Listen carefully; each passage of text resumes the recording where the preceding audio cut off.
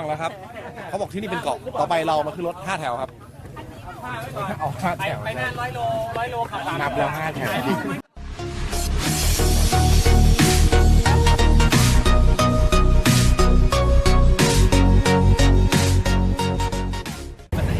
ตอนนี้นะครับเราอยู่บนรถ5 แถวครับเบาะนวดไฟฟ้าครับผมเพลงดังมากครับผมตอนนี้ทุกคนรู้สึกมีความสุขมากส่วนจะไปที่ไหนนั้นผมก็ยังจำชื่อไม่ได้เหมือนเดิมครับไว้ถึงที่แล้วเจอป้ายผมจะบอกอีกทีนะครับผมโอ้ย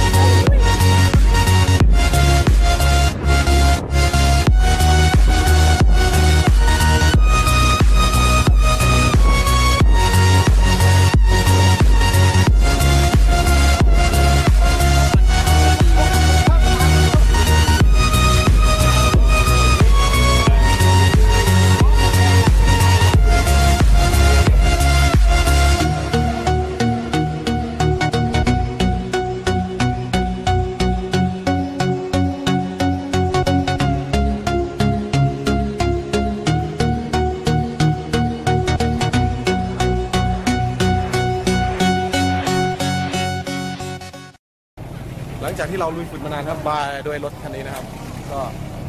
เจอถึงแล้วครับถึงแล้วถึงไหนมาดูผมยังงงอยู่มันถึงไหนนี่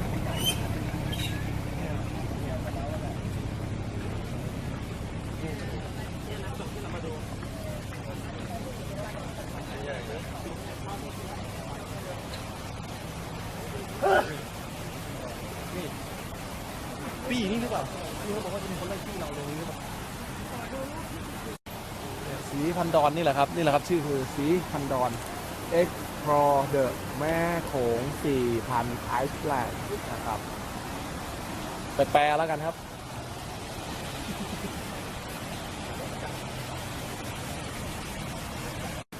นี่ครับบอลขายปี้ครับนี่น้องคนนี้ครับเดี๋ยวถ้าเกิดใช่ครับบอลขายปี้นี่ผมอ่านได้นะครับเราไม่มีปี้น้องเขาถามว่าปี้หนูหล่ะปี้หนูอยู่ไหนอะไรประมาณนี้นะครับน้องก็จะถามประมาณนี้นะครับหนูขอปี้ด้วยค่ะน้องก็จะพูดประมาณนี้ครับคนขายปี้ขายตั๋วนี่ครับนี่แหละครับที่น้องแอนนาเขาบอกเมื่อวานจะมีขอปี้พี่หน่อยนี่แหละครับคือที่นี่แหละครับที่เขาพูดกันเมื่อวานนะครับ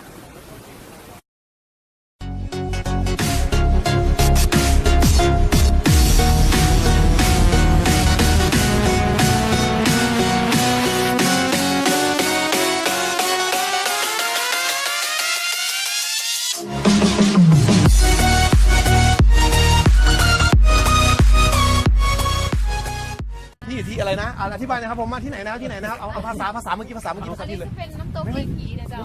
เลยน้ำตกผีมันตำนานเป็นจังใดนี่ก็เป็นซื้อของเครื่องมือในการหาปลาของชาวบ้านเนี่ยเพื่อนเห็ดจากไม้ไผ่และผีก็คือศพของคนที่ตายแล้วตกไปตามสายน้ำแล้วไปติดค้างอยู่ในรี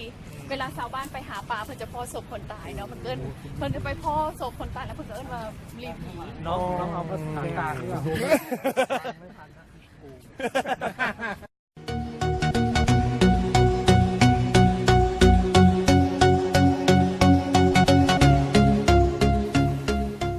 เราฝ่าฟันอุปสรรคนานและประการเข้ามานะครับก็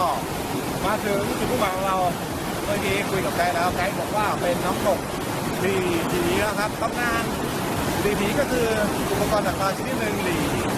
อุปกรณ์ดักปลาในแม่น้ำกว้างแล้วทีนี้ผีคือการที่มีคนตายเสียชีวิตมาบอลมาติดน้ำเยอะเลยตั้งชื่อให้น่ากลัวว่ามีความงามตรงนี้ครับตอนนี้ก็ทีมของนักพิธีก็เดินทางมาสุดแล้วนะครับดูไม่ได้ครับไม่ได้รูปวิวมา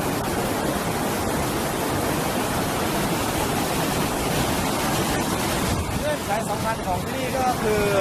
ห้ามลงเล่นน้ำนะครับเพราะว่าน้ำมีความลึกและไหลเชี่ยวมากเป็นที่น่าสนใจว่าน้ น้ำตกสองที่ที่เราไปชมมาวันนี้นะครับก็เขาจะห้ามเล่นน้ำนะครับเพราะว่ากระแสน้ำที่ไหลแรง